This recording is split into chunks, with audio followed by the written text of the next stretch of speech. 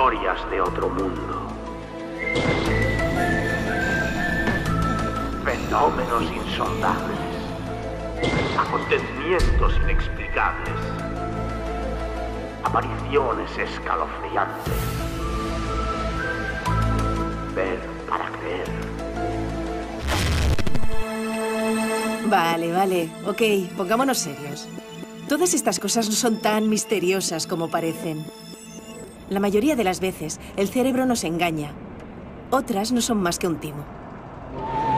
Pero si de verdad os va lo extraño y misterioso, tenéis que viajar a otro mundo. Al mundo de las cosas más pequeñas que conocemos. Al mundo de los fenómenos cuánticos. En este mundo, los objetos cuánticos tienen propiedades misteriosas que desafían nuestro sentido común.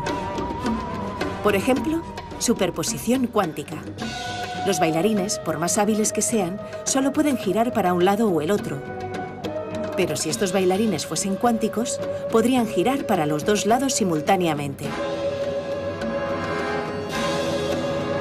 O esta pobre tortuga, que en nuestro mundo estaría condenada, si fuese cuántica, podría estar boca abajo y patas arriba al mismo tiempo. Otro misterio del mundo cuántico es la dualidad onda-partícula. Mientras no los observamos, los objetos cuánticos son concretos, como este grano de arena, y a la vez difusos, como esta onda en un estanque. De poder viajar a otros sistemas solares, los astronautas no podrían hablar por teléfono como lo hacen en la Tierra. Hola, Juan. A esa distancia, la información tardaría años en llegar de un sitio a otro. Juan está en el baño. Prueba más tarde. Porque nada puede viajar más rápido que la velocidad de la luz. Sin embargo, los objetos cuánticos están entrelazados. Se conectan instantáneamente al margen de la distancia entre ellos. Si estas dos manzanas fuesen objetos cuánticos, al morder una, la otra también aparecería mordida en el mismo momento, aunque estén separadas por cientos de miles de años luz.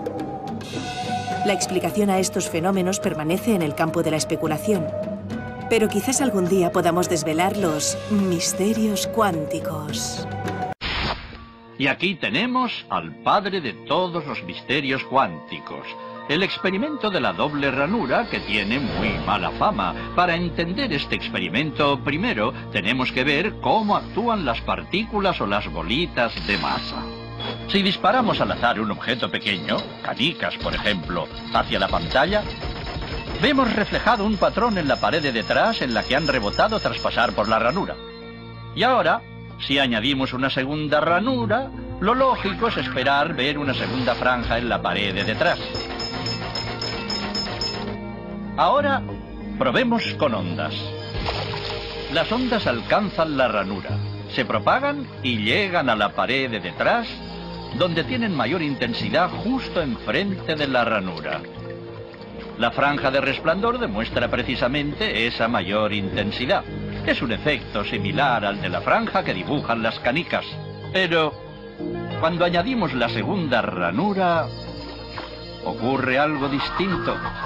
Si la parte superior de una onda choca con la inferior de otra, se eliminan entre ellas.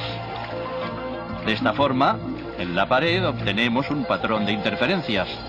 Donde chocan las dos partes superiores hay más intensidad, las líneas resplandecientes, y donde se eliminan no hay nada. Así pues, cuando lanzamos algo, es decir, materia, a través de dos ranuras, obtenemos esto, dos franjas de golpes. Pero con ondas, el resultado es un patrón de interferencias con muchas franjas. Muy bien, de momento. Vamos a ponernos cuánticos.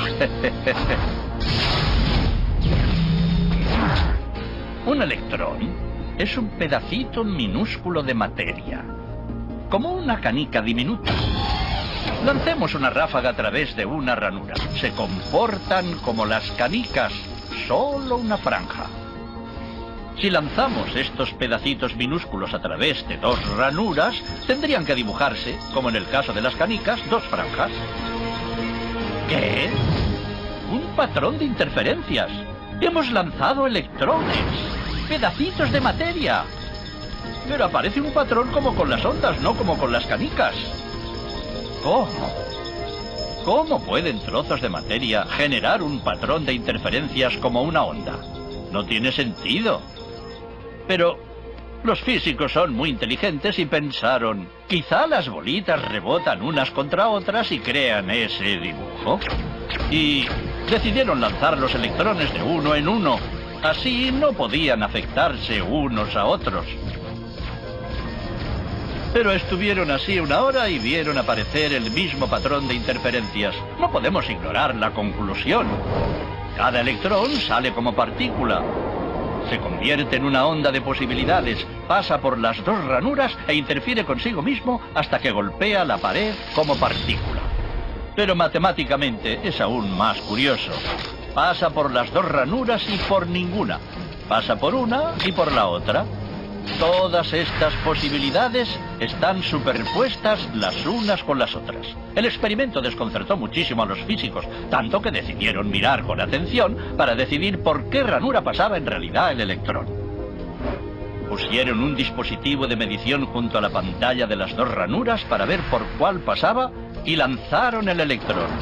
Pero el mundo cuántico es mucho más misterioso de lo que podían haberse imaginado. Cuando miraron, el electrón volvió a comportarse como una canica pequeña. Dibujó un patrón de dos franjas, no un patrón de interferencias. La misma acción de medir u observar por qué ranura pasaba conllevó que solo pasara por una, no por las dos. Y en ese momento los físicos se adentraron para siempre en el extraño submundo de los acontecimientos cuánticos. ¿Qué es la materia? ¿Canicas? ¿Ondas? ¿Y ondas de qué? ¿Y qué tiene que ver el observador con todo esto?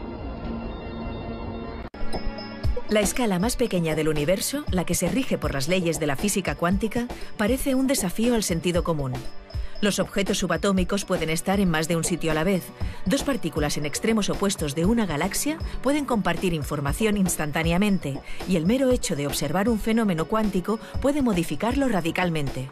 Pero lo más extraño de todo, según le explica el físico de la Universidad de Oxford, Black Covedral, a Edouard Punset, en este capítulo de Redes, es que el universo mismo no estaría compuesto de materia ni de energía, sino de información.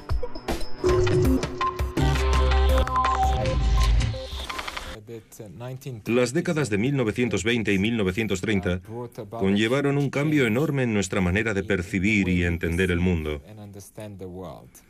En el campo de la física, lo que cambió fue que se pasó de la física clásica, que se basaba en las leyes de Newton, a la nueva física cuántica, donde las cosas son exactamente como has descrito, muy raras, muy contraintuitivas.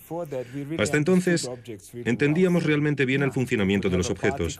Si teníamos uno aquí, que viajaba a cierta velocidad, podíamos saber exactamente cuándo llegaría a otro lugar, etc. Pero la física cuántica trajo consigo lo que has mencionado, que denominamos principio de superposición, según el cual cualquier objeto, al parecer, tiene la capacidad de estar en muchas posiciones distintas a la vez. Podemos tener un átomo situado aquí y allí simultáneamente. Es increíble. Y es verdaderamente increíble, muy extraño. Es interesante, porque Einstein más tarde llegó a aborrecer esta propiedad e incluso murió sin creer que pudiera ser cierta. Sí, creo que, ¿cómo la llamaba? ¿Telepatía? Telepatía cuántica. Eso es. La frase que usaba siempre era acción fantasmal a distancia. Porque se puede realizar un experimento aquí que de repente afecte a un objeto muy, muy lejano, lo cual, por supuesto, no es posible según la física newtoniana clásica. Exacto, y lo llamáis, corrígeme si me equivoco, lo llamáis entrelazamiento. Sí, correcto, entrelazamiento. El mundo microscópico revelado por la física cuántica es un ambiente extraño, donde reinan el azar y la incertidumbre, y muchas posibilidades coexisten a la vez. Veamos un ejemplo que contiene todo el misterio de la mecánica cuántica.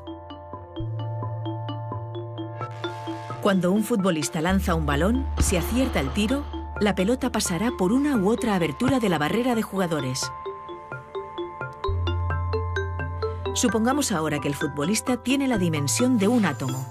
Imaginemos que esta pelota ya no es un balón, sino un electrón. Lo que sucederá ahora es algo del todo inesperado. En lugar de pasar por una u otra abertura, el electrón pasa por ambas a la vez.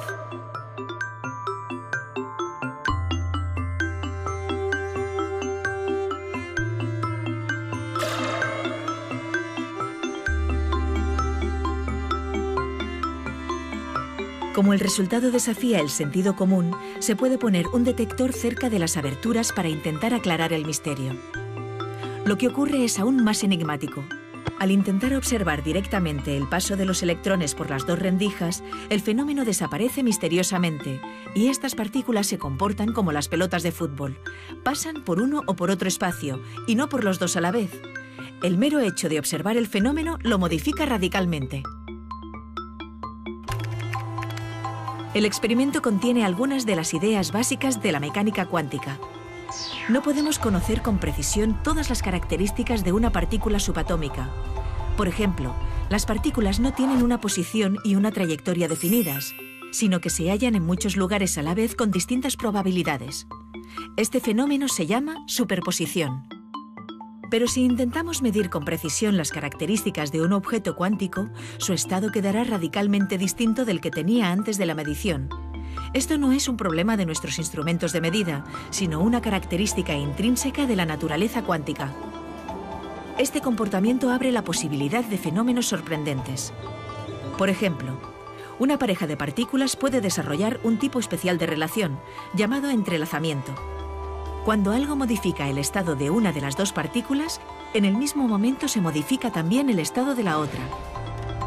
Esta especial conexión se mantiene incluso si las partículas están a los dos extremos de una galaxia. Incluso a Einstein le costaba creerse los efectos de la física cuántica. Definía el entrelazamiento como acción fantasmal a distancia. En mi caso, igual que le pasa a mucha gente, cuando pienso en la teoría cuántica, uno de los experimentos que siempre me llama la atención es el célebre experimento del gato de Schrödinger. Sí, se trata de un experimento muy famoso. Por supuesto, hay que recalcar que nunca se ha llevado a cabo en realidad. No. Más bien es lo que denominamos un experimento imaginario. El físico austríaco Erwin Schrödinger, uno de los fundadores de la mecánica cuántica, lo diseñó para explicar y demostrar hasta qué punto resultan extrañas las ideas de la mecánica cuántica.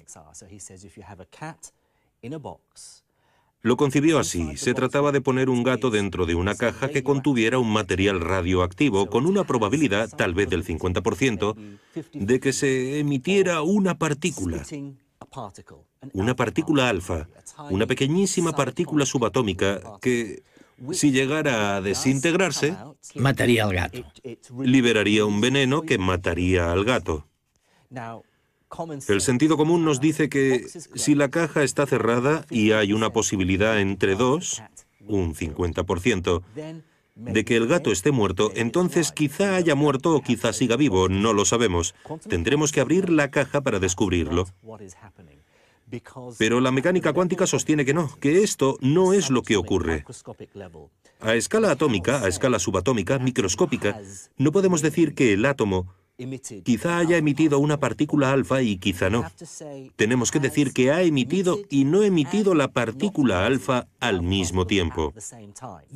El destino del gato está ahora conectado con la partícula y está muerto y vivo a la vez. No es que sea una cosa u otra y no lo sepamos, sino que se aplican ambas cosas a la vez. Es una locura. De hecho, en la actualidad no creemos que el gato realmente esté muerto y vivo a la vez, porque dicho comportamiento cuántico tan raro desaparece si observas algo muy grande como un gato, que tiene miles de millones, billones de átomos.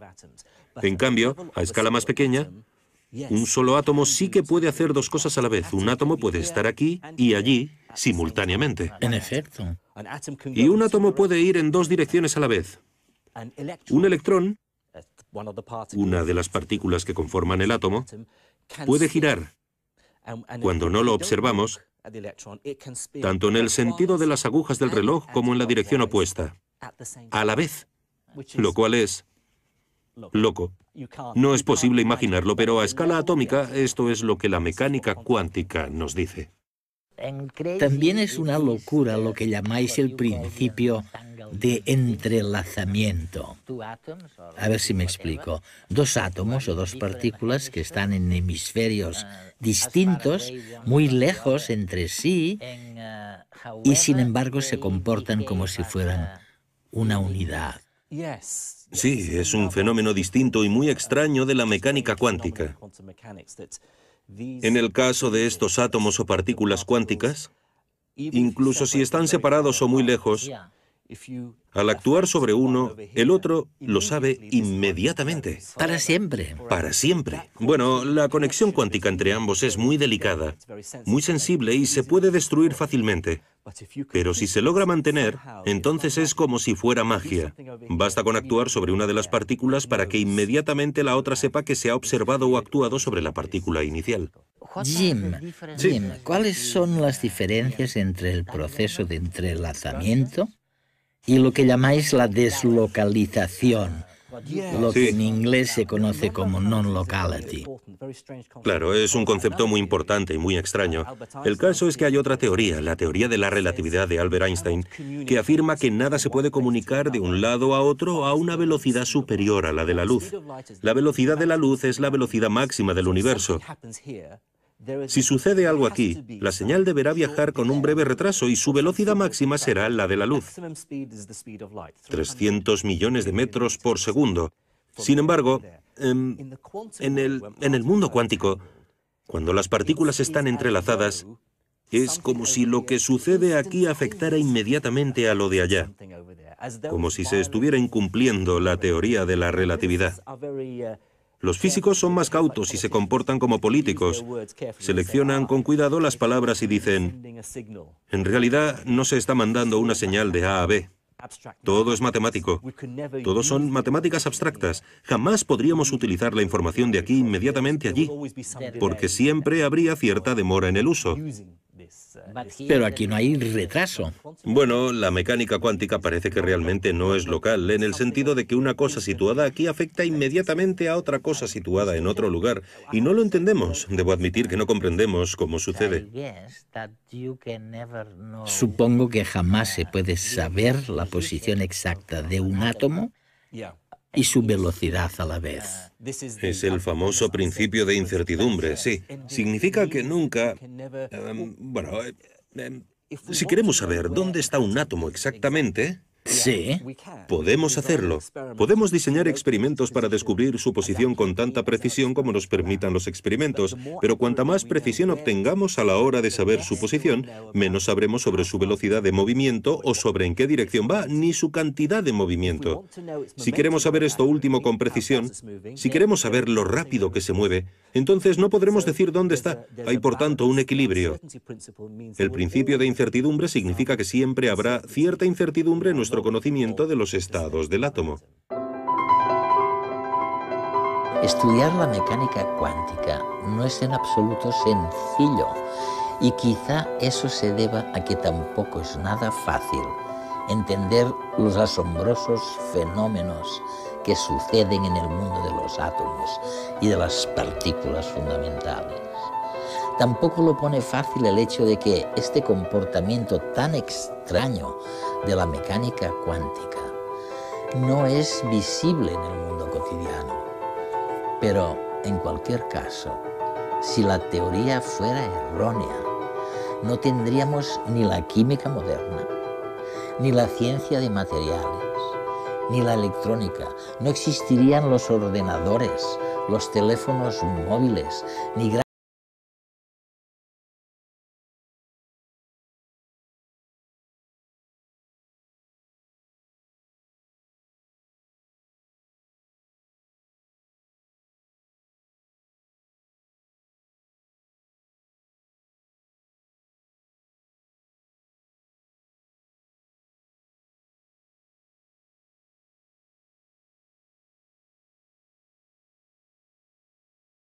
aterrizar, porque lo que me vas a decir Lo que me vas a decir es muy extraño, realmente.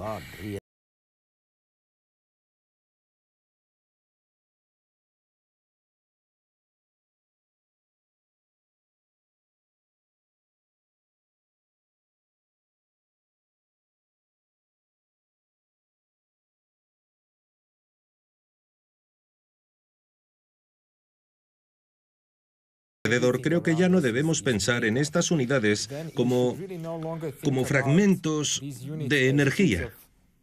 ¿De energía? O materia, sino que deberíamos pensar en ellas como unidades de información.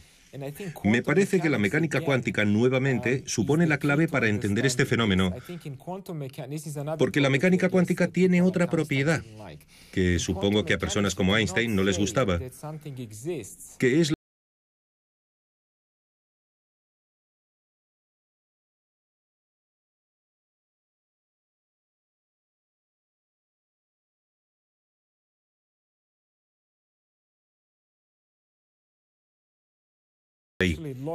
Por ende, es incorrecto lógica y físicamente, o mejor dicho, experimentalmente, hablar de fragmentos de energía o materia que existan con independencia de nuestra capacidad de confirmarlo experimentalmente. Puesto que, de algún modo, nuestra interacción con el mundo es fundamental para que surja el propio mundo, y no se puede hablar de él independientemente de eso. Por esta razón, mi hipótesis es que, en realidad, las unidades de información son lo que crea la realidad, no las unidades de materia ni energía. La información siempre ha sido fundamental no solo para el funcionamiento de la sociedad, sino para todos los aspectos de la vida. Pero, ¿qué es la información? Los hechos más sencillos suelen ser binarios. Un interruptor está encendido o apagado. Una mujer está embarazada o no lo está. Una rueda está pinchada o no.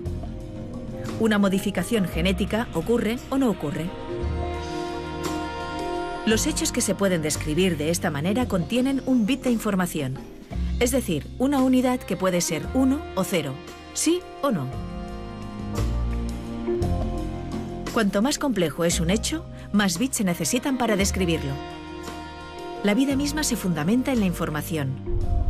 El código genético, el ADN, presente en cada célula del cuerpo, no es nada más que una secuencia de instrucciones básicas para el funcionamiento del organismo, pura información.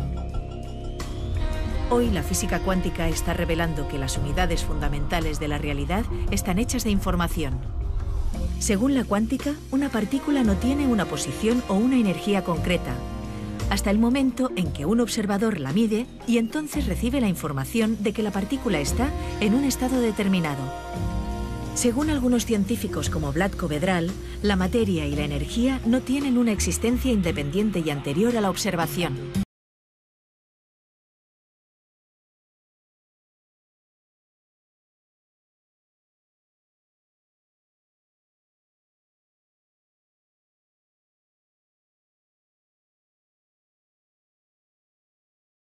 Es la teoría más fundamental de la naturaleza. En consecuencia, el componente esencial de la realidad sería la información, no la materia y la energía. La centralidad de la información en todos los fenómenos naturales y sociales sería el reflejo de esta verdad más profunda.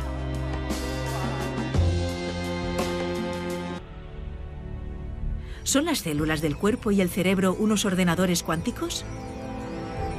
Algunos científicos empiezan a creer que la presencia de la información en todos los aspectos de la vida y de la sociedad se fundamenta en los mecanismos cuánticos básicos. Todas las cosas, desde el átomo más diminuto hasta las galaxias, contienen información. Quizá el universo no es nada más que un enorme ordenador cuántico que procesa esa información. O sea que, realmente, las ventajas tecnológicas de la física cuántica, ¿cuáles son entonces? Una ventaja sería lograr operaciones computacionales rapidísimas, pero, por supuesto, ahora mismo no podemos mantener un número suficientemente grande de átomos, por así decirlo, de bits cuánticos, en este estado de superposición que les permite estar en muchos estados distintos a la vez. Probablemente, si tuviera que apostar, diría que necesitamos quizá 20 años más antes de conseguir un ordenador cuántico realmente grande. Sin embargo, lo que ya tenemos, y es otro aspecto fascinante, es lo que denominamos criptografía cuántica. Es verdad. Cabe recordar que la criptografía es la ciencia para lograr una comunicación secreta entre las partes que nadie más puede interceptar. Ya. Y no es difícil imaginar por qué despierta el interés de todo tipo de organismos en el mundo. Todo tipo de organismos de seguridad. Y los que lo necesitan, ahora estoy pensando en la Policía Internacional, Sí, en la Interpol. ya pueden usar la criptografía de esta manera, ¿no? Sí, ya se usa. Por ejemplo, una de las aplicaciones destacadas se produjo en las elecciones nacionales de Suiza, cuando tenían que comunicar de un modo muy seguro el resultado final de quién había ganado las elecciones. Cada 2 años aproximadamente se dobla la potencia de los ordenadores. Sin duda, la capacidad de computación avanza a pasos agigantados. Pero en un futuro no muy lejano, esta alcanzará un límite que no podremos rebasar con la tecnología que utilizamos actualmente. Bueno, pues vamos por partes. En primer lugar, todavía no hemos llegado a explotar completamente los ordenadores y a llegar al límite de la potencia de los ordenadores, pero no nos queda mucho tiempo. Si miramos qué es lo que ha pasado durante los últimos 30 años, nos damos cuenta de que los ordenadores cada vez son más rápidos y son más potentes. Y la razón es muy sencilla. Es porque podemos hacer los procesadores y los transistores y todos los equipos que están detrás de los cálculos que hace un ordenador más pequeños. Al hacerlos más pequeños, podemos almacenar más información en el mismo espacio. Y por otro lado, al hacer más pequeños, hacemos que sean más rápidos, y la razón es porque la información que está dentro de un ordenador la transmiten unas partículas que llamamos electrones, y si son más pequeños tienen que recorrer menos espacio, por lo tanto va más rápido. Así que hacer las cosas más pequeñas es lo que nos ha permitido hacer que vayan más rápido, almacenar más información. Y hacer más. Y hacer más, pero claro, eso tiene un límite, no podemos hacer algo infinitamente pequeño. De hecho, cuando lleguemos a tener que almacenar los bits que almacenan la información en un solo átomo, pues ahí estaremos llegando al límite. Y si uno mira hacia atrás y ve cómo ha progresado todo este desarrollo, pues se da cuenta que para eso faltan del orden de 10, 15, 20 años. Máximo. Y cuando lleguemos ahí, pues no podremos utilizar pues, los ordenadores como los utilizamos hoy en día. Y ahí es donde llegamos nosotros, los científicos que trabajamos en la computación cuántica o en la información cuántica. Y lo que venimos a decir es que cuando lleguemos a ese límite, eso no será un problema, sino todo lo contrario, será una ventaja. Cuando llegamos al límite del átomo, las leyes de la naturaleza cambian. Las leyes de la física cuántica, que es una teoría que describe el mundo microscópico, se ponen en marcha y son extraordinarias. Nos permiten hacer cosas extraordinarias, cosas que parecen más bien sacadas de una película de ciencia ficción, y lo que estamos estudiando es cómo aprovechar esas leyes de la física cuántica no solo para poder seguir haciendo que los ordenadores vayan más rápido, sino para que vayan muchísimo más rápido y se puedan hacer cálculos que de otra forma serían imposibles. Cocinar, barrer, poner la lavadora, todo a la vez. Poder realizar todas estas tareas al mismo tiempo sería el sueño de muchos de nosotros. Ahorraríamos muchísimo tiempo. Por desgracia, nosotros no podemos estar en diferentes estados simultáneamente. Sin embargo, si viajamos al mundo microscópico, nos encontramos con la sorpresa de que las partículas cuánticas, como los fotones, los electrones o los átomos aislados, sí tienen esta capacidad. Imaginemos por un momento que una de estas partículas cuánticas es una pelota en un campo de fútbol. Según las leyes de la mecánica cuántica, esta partícula se encuentra en muchos estados a la vez. Por ejemplo, en muchas posiciones de forma simultánea. Sin embargo, cuando la miramos solo la vemos en una de estas posiciones. Si dejamos de observarla, vuelve a estar en diferentes posiciones al mismo tiempo. Y si volviéramos a observarla de nuevo, la encontraríamos en otra posición distinta de la anterior. Los ordenadores cuánticos son capaces de aprovechar esta sorprendente propiedad de las partículas. Gracias a que sus componentes pueden estar en muchos estados simultáneamente, estos ordenadores son capaces de realizar multitud de operaciones a la vez en el tiempo que una máquina convencional invierte en hacer una única operación. Oye, Ignacio, una cosa. Déjame intentar entender un poco en qué medida la información cuántica obedece a sus propias leyes, que son totalmente distintas de las leyes a las que estamos acostumbrados, de una mesa y de unas sillas, ¿no? Vamos a ver, en un ordenador tengo entendido que hay una especie de instrumento de lectura, escritura, que es el que os permite, gracias a estos cuadraditos en donde hay un 1, un 0, un 1, un 0, esto os permite dar las instrucciones necesarias para hacer un programa. Este es el ordenador, digamos, tradicional. Pero lo que me estás tú sugiriendo, que será tan fascinante, porque os transforma las leyes y el mundo que viene, es que, bueno, en los computadores cuánticos, ¿qué es lo que ocurre exactamente? Que en lugar de 1 y 0 en otro cuadradito, el 1 y 0 conviven en el mismo cuadradito. ¿Qué es lo que pasa exactamente? Sí, pues algo así, aunque parezca muy raro y a uno que lo escucha la primera vez le va a sonar muy, muy raro. Eso es precisamente lo que le da la potencia a los ordenadores cuánticos y, en definitiva, a la física cuántica. Si miramos los ordenadores usuales, los que tenemos hoy en día, como has dicho muy bien, la información se almacena y se procesa en términos de lo que llamamos los bits, ceros y unos. Si tú quieres, cuando haces la declaración de la renta y tienes que poner alguna cantidad, pues eso el ordenador lo almacena en términos de ceros y unos, en binario. Y estos son lo que llamamos los bits de información, en los cuales almacenamos pues, la información y luego la recibimos. Pues bien, esos son pequeños objetos que pueden tomar dos valores, 0 y 1, y es así como funcionan los ordenadores usuales. En la física cuántica, cuando nos vamos al mundo microscópico y queremos almacenar el 0 y el 1 en un átomo, pues resulta que además de tener la posibilidad de tener 0 y 1, tenemos otras posibilidades, que es tener los dos a la vez. En un solo átomo podemos tener a la vez 0 y 1. Y esto es una propiedad de la física cuántica que solo la observamos en el mundo microscópico, pero que está muy bien entendida por los físicos. Es lo que llamamos las superposiciones. Una misma partícula puede hacer dos cosas a la vez, puede estar en 0 y en 1.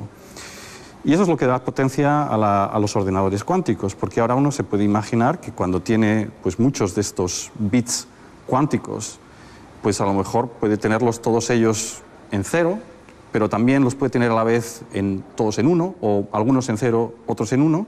Por lo tanto, puede hacer cálculos en paralelo, digamos, en cada uno de estos los llamamos a veces universos, ¿no? En los que están todos ceros o 0, 1, etcétera, etcétera, se puede hacer un cálculo, así que teniendo un solo ordenador es como si tuviésemos millones y millones y millones de ordenadores a la vez, y esto es lo que le da potencia precisamente. La enorme capacidad de computación de los ordenadores cuánticos puede poner en jaque el sistema actual de encriptación de los datos confidenciales que circulan por Internet, basado en tediosas operaciones que requieren mucho tiempo de cálculo para los ordenadores actuales. Pero hay que tener en cuenta que esta gran velocidad de computación solo es posible si no observamos ni medimos las partículas del ordenador cuántico mientras el equipo está realizando sus operaciones. Precisamente, esta circunstancia abre la puerta a usar las partículas cuánticas para encriptar información de forma mucho más segura. A diferencia de los métodos actuales de cifrado, en la encriptación cuántica los datos confidenciales se esconden tras una clave basada en muchos estados superpuestos. Si un espía tratase de interceptar el mensaje, solo vería uno de los estados y le sería imposible descifrar esta clave. Así pues, la encriptación cuántica podría llegar a ser mucho más segura que la que utilizamos hoy en día. Lo que me está sugiriendo Cirac es que en el mundo nuestro podremos utilizar algunas de las cualidades que hemos descubierto en el mundo microscópico, ¿no? Eso es lo que me está sugiriendo, y eso es lo que va a suponer un cambio revolucionario en el mundo, en la visión, en la percepción del mundo a que estamos acostumbrados. Estamos intentando domesticar los átomos y las moléculas y los fotones, las partículas microscópicas. Y estamos dando los primeros pasos, ya somos capaces de realmente de pararlos, observarlos, aislarlos, verificar que todas las propiedades que predice la física cuántica son correctas, y ahora estamos empezando a construir con ellos algo. Y si logramos ponerlo en marcha, algo que estamos intentando, pero que va a tardar un tiempo, y lo llegamos a domesticar, pues yo creo que eso va a dar lugar a una revolución, por lo menos en el campo del procesamiento y la transmisión de información. Nos ofrece unas nuevas formas. Que es casi todo. Sí, bueno, nos ofrece una nueva manera de tratar datos, una nueva manera de procesarlos, una nueva manera de enviarlos, ¿no? De transmitirlos, y yo creo que eso sí que puede dar lugar a una revolución. La ciencia avanza deprisa, pero aún así necesita su tiempo. Lo que hemos aprendido en física cuántica durante los últimos años responde a ideas que se gestaron a principios del siglo pasado gracias a científicos como Albert Einstein, Niels Bohr o Werner Heisenberg. De modo parecido, hemos tenido que esperar 50 años para hallar evidencias de la existencia de la partícula que hace que la materia del universo tenga masa. Esta partícula es el famoso bosón de Higgs. El enorme trabajo multidisciplinar desempeñado durante este tiempo para dar con dicha partícula ha valido el Premio Príncipe de Asturias de Investigación Científica y Técnica de 2013 a Peter Higgs, François Englert y a todo el CERN. Con motivo del galardón, el mismo Juan Ignacio Cirac explica qué supone este hallazgo para la física. Ahora sabemos, a través de lo que se llama el modelo estándar, que existen dos tipos de partículas. Las partículas que forman la materia, las partículas de materia, y las partículas que describen cómo las fuerzas aparecen entre las partículas de materia. Es lo que llamamos las partículas de fuerza. Y el modelo estándar es el que nos permite estudiar cómo todos los fenómenos aparecen a partir de todas estas partículas. Pues bien, el modelo estándar tenía un problema, y era que las partículas de fuerza, según él, no debían de tener masa. Y bueno, pues esto es lo que precisamente soluciona el bosón de Higgs. El bosón de Higgs permite introducir la masa en las partículas de fuerza y también algunas de las partículas de materia. Y una forma de entenderlo es a través de una analogía muy simple, ¿no? El bosón de Higgs son partículas que están en todas partes, incluso en el vacío. Incluso cuando vaciamos y quitamos todas las partículas, allí siempre quedan estos bosones de Higgs, y actúan de una manera como una melaza, de tal forma que cuando estas partículas de fuerza o de materia se mueven en ella, pues impiden el movimiento, y eso es lo que hace que se comparten como si tuviesen masa.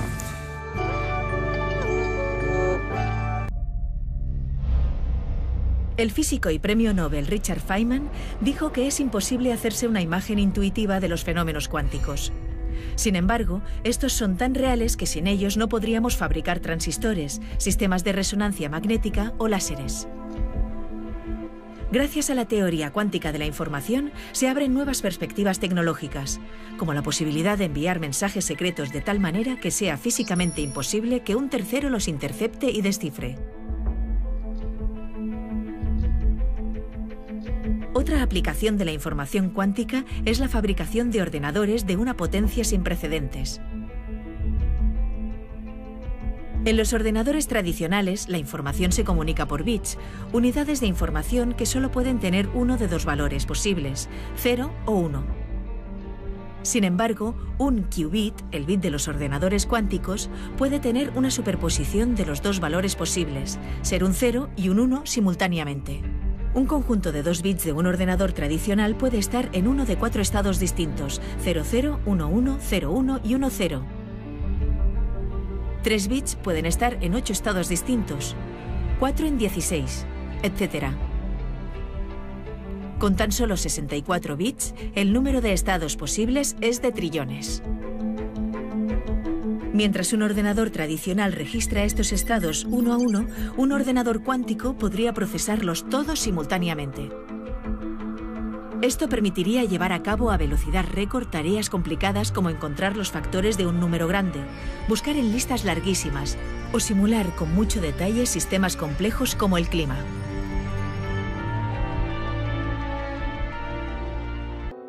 Jim, dime, vamos a ver. Sí. ¿Cuáles son las perspectivas y los avances que surgirán? Sí.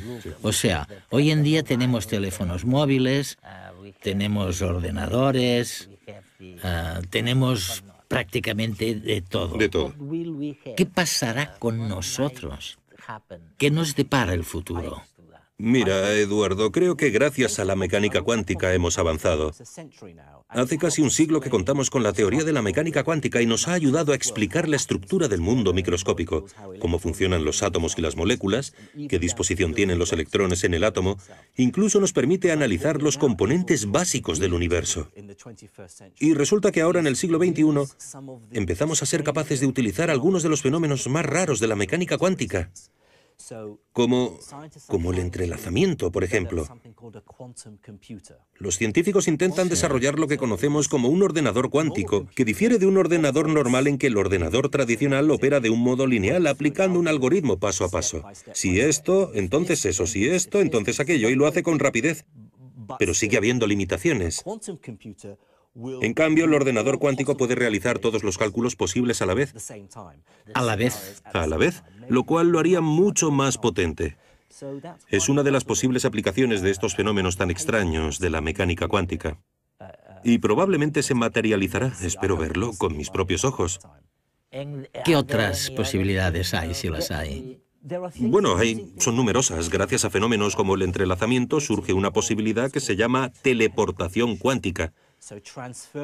¿Recuerdas en Star Trek cuando se teletransportaban de la nave Enterprise a un planeta? Simplemente desaparecían de un sitio y reaparecían en otro. En la mecánica cuántica ahora podemos hacerlo con una única partícula, un fotón de luz o una partícula elemental. ¿Quién sabe lo que seremos capaces de hacer en el futuro? Tal vez el teletransporte tipo Star Trek devenga una realidad. No será en el futuro próximo, queda mucho por recorrer, pero quién sabe. Hay otra cosa. Cuando hablamos de los diferentes estados del agua, pensaba en lo que denomináis, si no me equivoco, función de onda, o algo así. Sí, la función de onda. La función de onda. Sí. Imaginemos, para decirlo de algún modo, que cuando no estás mirando las cosas, puede haber átomos que, como dirían tus compañeros físicos cuánticos, pueden estar en lugares diferentes a la vez. Un átomo puede estar aquí, puede estar allí, puede estar en algún otro lugar, puede estar aquí mismo. No obstante, en cuanto intentas medirlo mediante la función de onda, bueno, entonces se colapsa. Y bueno, los otros desaparecen. Mira, es fascinante. Siempre que analizamos cualquier aspecto de la naturaleza con mucho detenimiento, nos damos cuenta de que la realidad es más extraña de lo que pensábamos. Al estudiar las cosas muy pequeñas y ahondar en el microcosmos, hemos descubierto que todo está hecho de pequeñas partículas. Sí. Por ejemplo, la propia luz, por uniforme que parezca, también se compone de partículas que llamamos fotones. Si apunto una luz aquí, a mis gafas, verás que una parte de la luz las atraviesa y otra parte de la luz vuelve reflejada. Es verdad, sí. Pero ¿cómo sabe una partícula si tiene que ir hacia aquí o hacia allá? Pues bien, la ecuación de Schrödinger de la física cuántica nos dice que en realidad cada partícula va en ambas direcciones a la vez. E incluso se puede ver. Se puede ver la manifestación directa de ese fenómeno con dos puntos aquí. Lo extraño es que yo también, por supuesto, estoy hecho de pequeñas partículas elementales. Así que, si las partículas pueden estar en dos lugares a la vez, entonces yo también debería ser capaz de estar en dos lugares simultáneamente. Pero cuando me miras me ves en un único lugar, por lo menos cuando estás sobrio. ¿Y qué es lo que sucede? Se trata de uno de los misterios más profundos de la física y los expertos llevan casi 100 años discutiéndolo. Yo creo que lo que sucede es que sí que puedo estar en dos lugares diferentes a la vez. Lo que sucede es que si mis partículas están tanto aquí está Max, como allí, entonces las partículas de aquí sentirán que están aquí y no serán conscientes en absoluto de la versión paralela de ellas, sino que creerán que eso es lo que ha sucedido. El otro Max también pensará que lo suyo es lo que ha ocurrido, pero de hecho es como si nuestra realidad se hubiera dividido en dos universos paralelos, el yo de aquí y el yo de allá. Podemos empezar con un universo, pero luego se divide en muchos. Esto sucede cada vez que uno toma una decisión, como ¿me pongo la camisa azul o la blanca? Lo que digo es que tú has tomado las dos decisiones como resultado de lo que han hecho algunas partículas de tu cerebro. Existe, por tanto, otra versión en la que ambos estamos conversando. Tú llevas puesta una camisa blanca para la entrevista. Además, se pueden producir cambios mucho más drásticos, porque incluso el hecho de que se formara la Tierra aquí tuvo que ver con pequeños detalles durante la inflación que se amplificaron. Así que hay universos paralelos en los que la Tierra está en un lugar distinto, y también universos paralelos donde la Tierra ni siquiera existe. Cojamos un dado. Por experiencia sabemos que al lanzarlo, este dado cogerá un valor al azar. Mira, ha salido el 4. Según la física cuántica, en cambio, este dado cogerá todos los valores posibles a la vez, del 1 al 6. ¿Qué ocurre, pues, con los que no vemos? Que cada uno de ellos aparece en un universo diferente. Como estamos encerrados en este universo, podemos ver solo una cara de la realidad, la del nuestro. Hay que pensar en el multiverso como un lugar indefinido en el espacio, en el que se encuentran todas las combinaciones posibles de universos paralelos a la vez. Pero no en un espacio con estrellas y galaxias al fondo. No, no. La idea es mucho más abstracta. Si analizamos las leyes físicas que gobiernan el agua, nos percatamos de que en realidad, aunque el agua sea un líquido, puede presentarse en 3 estados distintos. Puede ser también hielo o vapor. Todo depende de cómo haya empezado y de a qué temperatura esté. Más recientemente hemos descubierto que el propio espacio probablemente sea también como el agua, en el sentido de que puede presentarse en muchas fases distintas. No solamente 3, sino tal vez un 1 con 500 ceros detrás e incluso un número infinito de maneras distintas. Así que sería como si el propio espacio pudiera condensarse o congelarse, y muchas de las cosas que creíamos que eran leyes fundamentales de la física, en realidad no serían más que propiedades de nuestro estado concreto del espacio. Imagina que fueras un pez y hubieras pasado toda tu vida en el océano. No conocerías el hielo. Les enseñarías a tus hijos en la escuela para peces que el agua es siempre un líquido, que puedes sentir una fricción determinada al atravesarla, etc. Les dirías que esas son las leyes de la física. Ahora bien, si estudiaras detenidamente el agua, si fueras un pez muy listo, tal vez pudieras descubrir que existen también universos paralelos con hielo que jamás has visto. Es decir, que existen también otros tipos de espacio donde incluso las leyes de la física son distintas. Por ejemplo, sabemos que aquí todo se compone de 6 tipos distintos de quarks. Pero quizá haya otras regiones con 10 tipos de quarks. O regiones donde, en lugar de haber 3 dimensiones espaciales, haya 7 dimensiones del espacio. Resulta que siempre que tenemos leyes físicas con más de una solución para la ecuación, como las ecuaciones del agua, que tienen 3 soluciones, la inflación creará un espacio donde todas esas soluciones se materialicen. A mí me gusta pensar en la inflación como un proceso muy creativo que transforma las posibilidades hipotéticas en algo real que realmente ocurre en algún sitio. Ha quedado patente que los humanos solamente podemos ser conscientes de una pequeña parte de la realidad total que existe. A lo largo de la historia humana nos hemos percatado una y otra vez de que podemos ser un poco arrogantes y que a menudo cometemos ese error. El error del avestruz. Primero dijimos, claro, la Tierra es el centro de todo. Luego puntualizamos, bueno, tal vez no sea así. El Sol es el centro, pero el sistema solar sí. Y luego nos dimos cuenta de que no, de que solamente formamos parte de una gran galaxia, que a su vez forma parte de un universo enorme con muchas otras galaxias, que también forman parte de algo mayor. No obstante, seguimos intentando ponernos siempre en el centro de todo. Me parece que si nos relajamos y evitamos ser tan egocéntricos, si simplemente nos planteamos cómo es el universo en realidad, entonces hallaremos una simplicidad escondida muy hermosa. Mi cometido como científico no debería ser decirle al universo cómo comportarse para que encaje con mis ideas preconcebidas. Mi cometido como científico es estudiarlo con apertura de miras y comprender cómo es realmente el universo. ¿Por qué tenemos todas estas pautas que podemos describir con ecuaciones? Que son eternas. Creo que tengo una interpretación muy poco habitual y radical de lo que significa. Yo pienso la explicación... Bueno, no es que la naturaleza esté meramente descrita por las matemáticas, sino que es una estructura matemática, porque sabemos que en el campo matemático a menudo, cuando tenemos una operación matemática muy compleja, se puede describir con bastante precisión con matemáticas más sencillas, en una aproximación bastante buena. Y creo que lo que los científicos hemos hecho es ir encontrando aproximaciones matemáticas cada vez mejores para las verdaderas matemáticas que están ahí fuera. No hemos descubierto las ecuaciones definitivas, pero creo que existen. Entonces, ¿por qué nuestro universo es tal como lo conocemos? ¿Y si la realidad fuese distinta de lo que podemos imaginar? O sea, ¿qué pasa si en otros universos las leyes de la física no tienen nada que ver con las que conocemos? En ese caso se abrirían infinitud de posibilidades.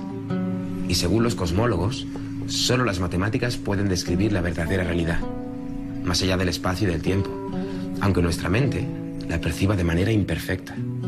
Ya ves.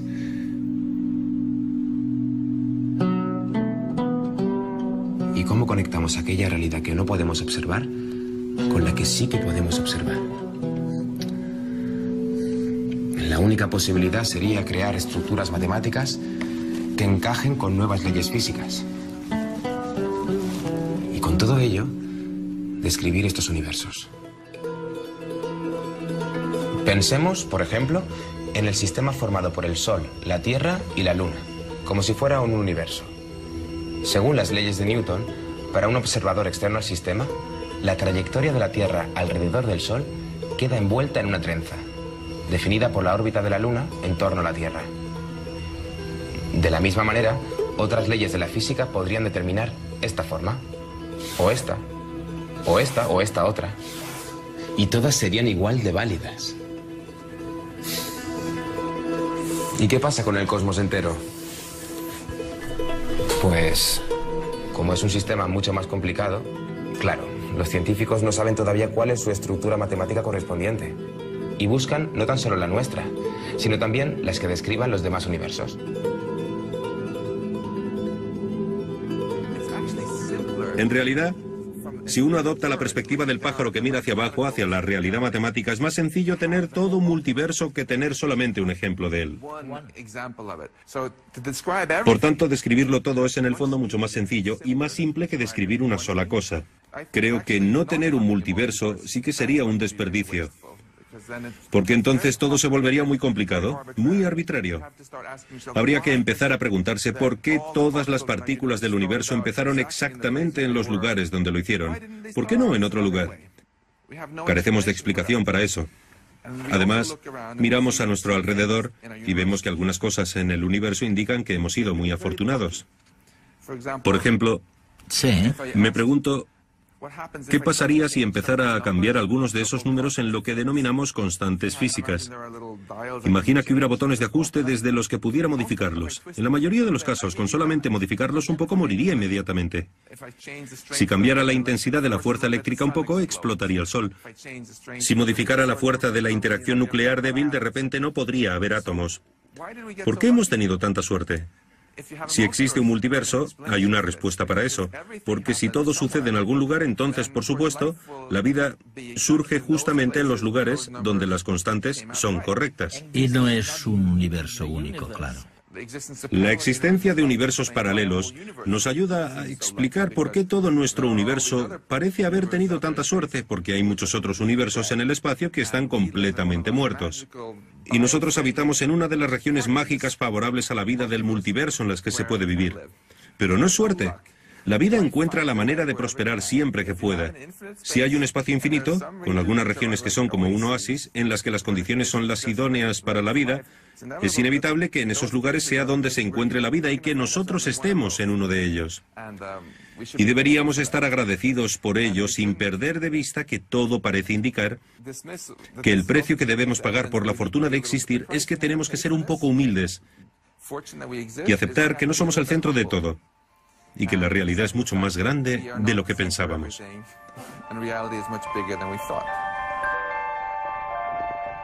El hecho de que la naturaleza se describa tan bien a través de las matemáticas es un misterio que requiere una explicación. Max Tegmark. Como la luz solamente puede desplazarse a una velocidad finita, si toda la realidad tiene únicamente 13.700 millones de años, entonces no podemos ver las cosas que están demasiado lejos, porque la luz necesitaría 100.000 millones de años para llegar hacia nosotros. Así que no la vemos todavía.